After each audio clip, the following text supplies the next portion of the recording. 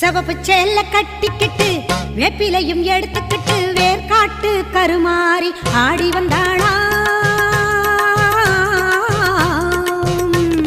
சிவப்பு சேல கட்டிக்கிட்டு வேப்பிலையும் எடுத்துக்கிட்டு வேர்காட்டு கருமாறி ஆடி வந்தாளாம்.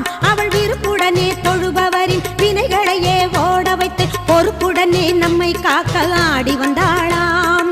மாரியம்மா கருமாரியம்மா, மாரியம்மா கருமாரியம்மா.